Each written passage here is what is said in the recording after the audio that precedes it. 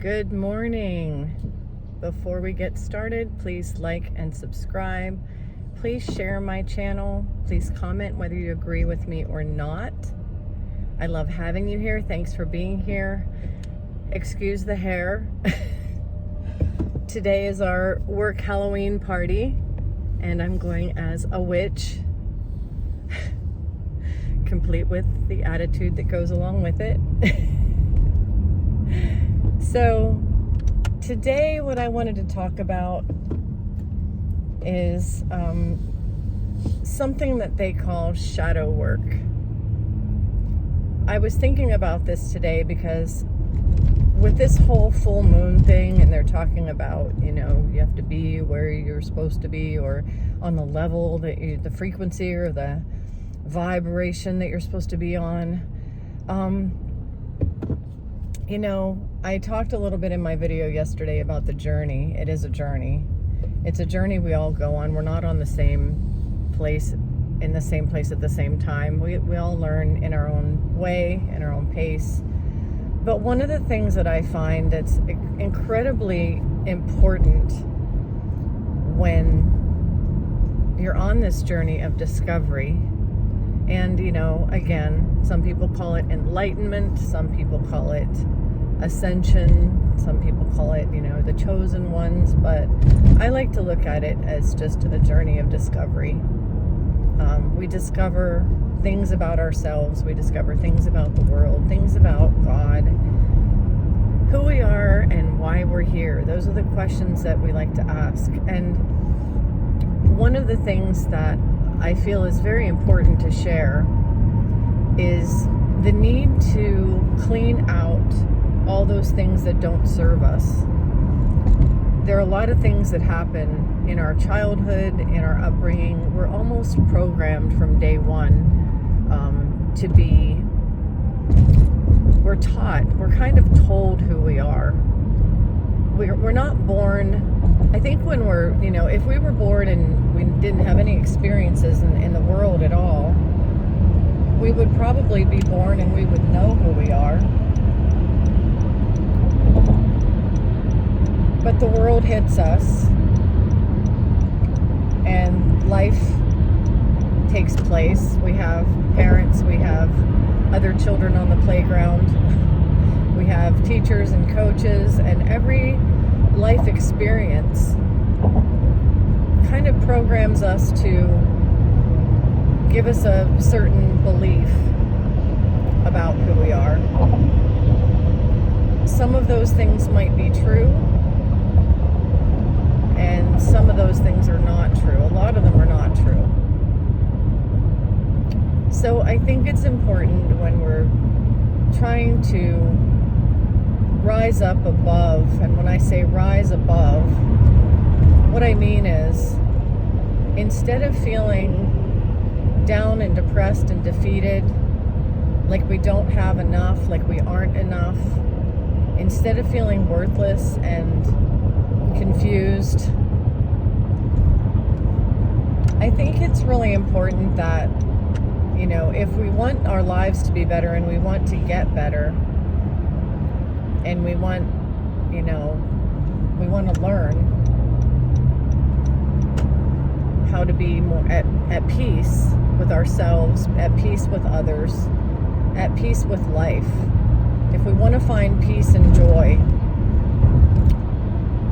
we can't just cover up over what was programmed. We have to get in there and get rid of that.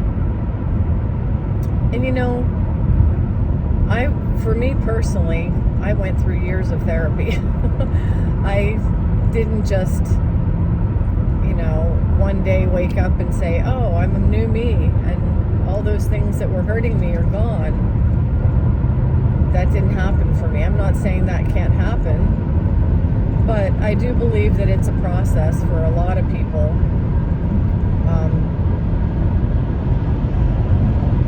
I hope I'm not yelling at you right now, but there are a lot of trucks on the road. If you can tell, there are a lot of trucks, and they're very loud.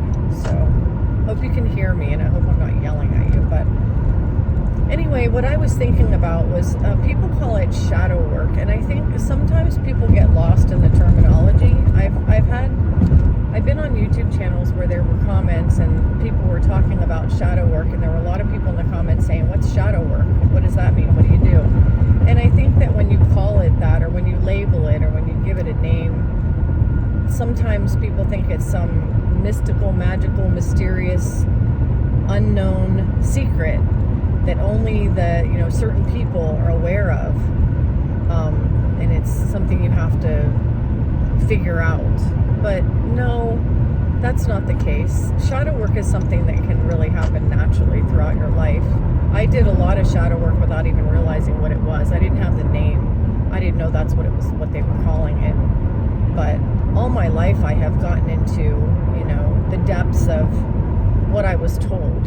What did my mother tell me? What did teachers say to me? What did people say about me that affected me? And that's really what shadow work is all about. It's getting rid of the things that don't serve you. And when I say don't serve you, I don't mean that we have to have a big fat ego and everybody's there to serve us like we're narcissistic bullies or anything. That's not what I'm talking about. Serve you just means supporting your higher self. It's very important that we support our higher self. And our higher self is that self that lets go. I think the key in finding your higher self is in letting go. You have to let go of old notions. You have to let go of old labels. You have to let go of people who put you down. You have to let go of people who don't respect you and don't value you. If there's somebody in your life who isn't speaking to you or treating you like you have the worth that you do, we all have worth. We all have value. So you have to let go of people in your life who devalue you and who, not just the ones that put you down or yell at you, those are the obvious things, but people who talk to you like you're, nothing, or people who treat you like you don't deserve something, or people who look down on you, people who disrespect you in any way. And I have friends from a long, long, long time ago, way back in middle school. I have friends from elementary school and friends from middle school. Some of my friends I have kept all the way from kindergarten. I have pictures of my 5-year-old birthday party, and there are some people in there that I'm still in touch with today. And they're good people in my life. They always have been. They're supportive. They have good souls, and they treat people with decency, and I love having them in my life. I also have people who I was friends with a long time ago who changed, or either I changed or they changed, or both, probably a little bit of both. But I look at some of these people and I find that they do nothing but complain, or they like to talk down to people, or they call people idiots, or they get very political, and they go to battle. They get into political battles, and they call people all kinds of names, and basically have the attitude that some people are better than others and they're better than others. I mean, I have people like that I'm very disappointed, because there was a time when we were very close friends, and that even happens in relationships. There are times when you might get into a relationship where I had my very first boyfriend in high school. Well, he wasn't my first boyfriend, but my first serious boyfriend in high school. He and I bonded over the fact that we liked creepy things. We liked walking around in cemeteries, and we liked all kinds of the occult, and we were into, here I am dressed like a witch and talking about the occult, but we were into that kind of stuff. Not that kind of stuff is bad, but that's what we bonded on. We liked creepy, dark things. We were really dark. And it's not that we just liked those kind. I mean, a lot of people like the crypt, and a lot of people like scary movies, and nothing wrong with that. But we were dark people. We had a lot of anger inside. We bonded on our childhood anger and everything that made us filled with rage. And it was kind of like Rage Against the Machine, and us against the world. And we had this really, really dark, I don't know, connection where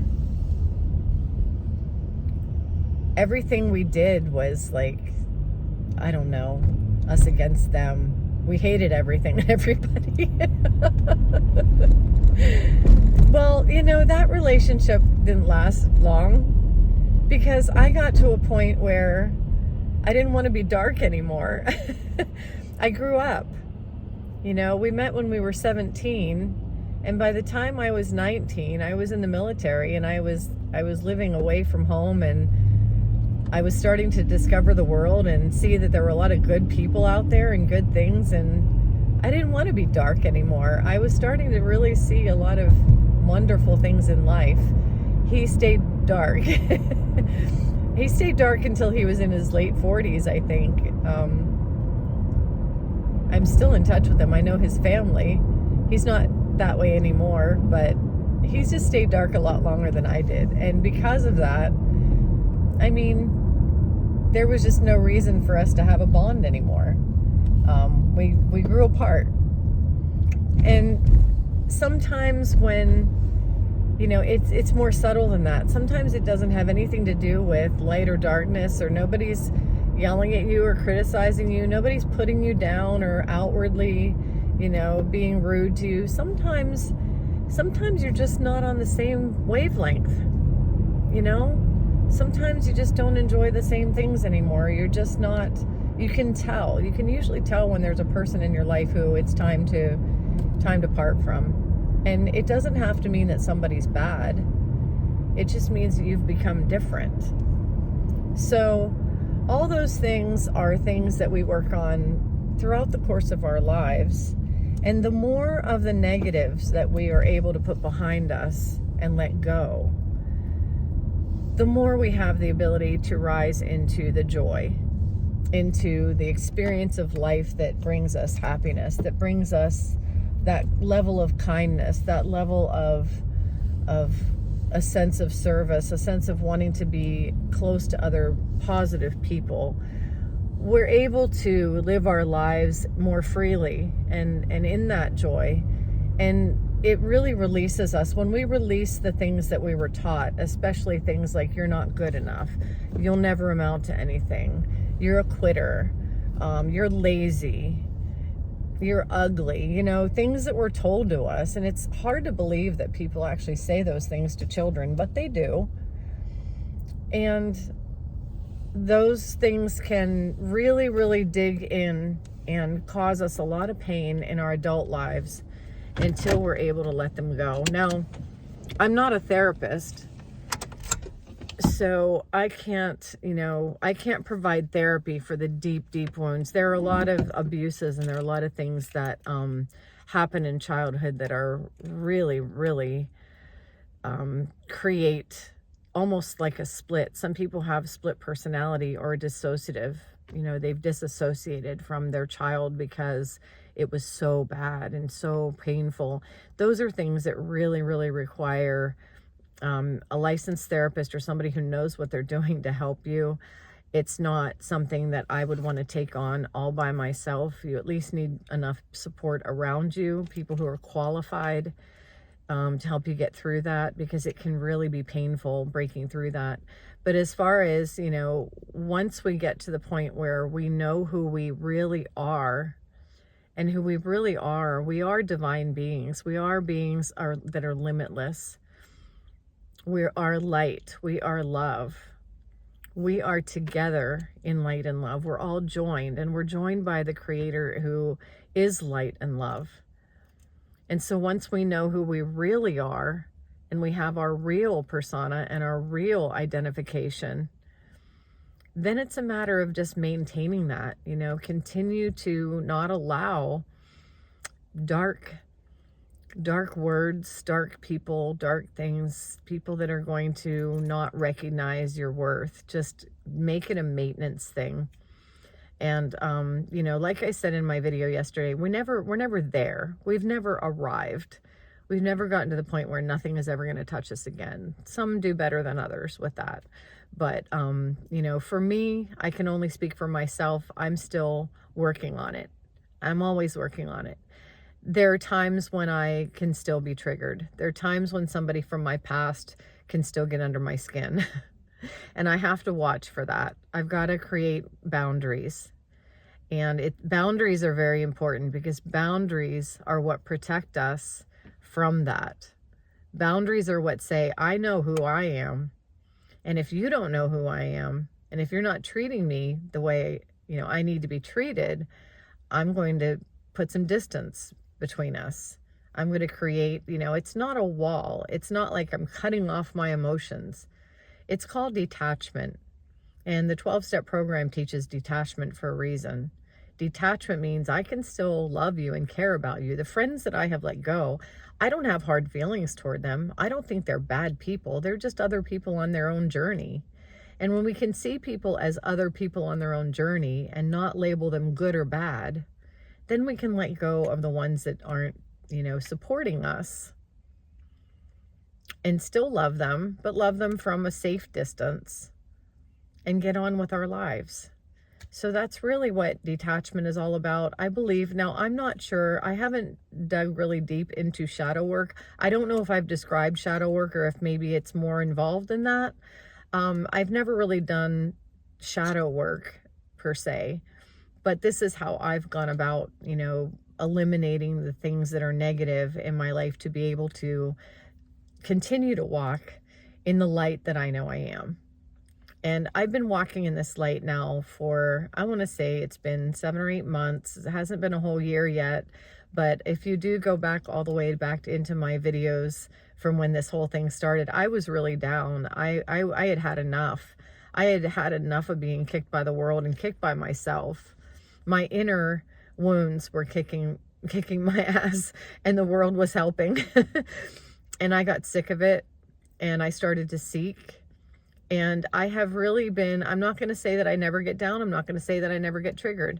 I'm not going to say that I never have a bad moment or a bad day. But I can tell you this, I am different. I became different once I started to seek and I started to learn these things. And that's why I want to take you along on this journey, because if there's anybody out there who I can possibly help, get to this point, it is a much better place to be. Because the things of life yes, they can affect you, but they don't ground you. They don't knock you down. It's almost like you're flowing through this experience saying, oh yeah, that happened. That was a learning experience. Oh, that happened. That's here to grow me. Oh, that happened. That's here to make me stronger. Oh, that happened. Or that person said this or that, or this person came at me, or this happened, whatever. That's here to teach me something, because you take everything as either a blessing or a lesson. And that's been my motto for a really long time, but I'm actually practicing it right now. Everything is a blessing or a lesson. So when you walk through life that way, it just makes you're walking with more ease. Your relationships are easier. Your life it flows better. Things seem to just come toward you instead of fighting against you. And when you walk in that flow, I believe that is really, what we're here to do, is walk in the flow and just observe everything around us and have gratitude. Have gratitude for the things that you have. Be grateful for every little thing. I go outside for a walk and I'm watching the leaves change on the trees, and I'm just absolutely in heaven. I am amazed because I've been wanting to live in fall for so long. Don't get me wrong, Florida's beautiful. It's tropical, it's sunny. Yes, it's nice in the winter. But man, I'm telling you, the fall leaves, this just crunching through the leaves, something that small, just makes me smile. So have gratitude for the things you have in your life. Have gratitude for the people who are there to support you. And everything you do your best, and know that you're doing your best. And, be creative, allow yourself to be creative, and just enjoy the journey. The more you enjoy the journey, the better the journey will be. So anyway, that's what I wanted to talk about today. I'm almost at 20 minutes and it's time to get into the office. So I am in my little witchy outfit today. It's got a little hood on it, and yes, we're having a Halloween party. This office is fun. They're all decorated in there. They've got food. They're always finding something to celebrate. It's like every week or every other week we're dressing up or doing something to celebrate something or somebody. It's just a really fun time in there. So I'm going to go ahead and get in. I hope you're having a great day, and I'll see you next time.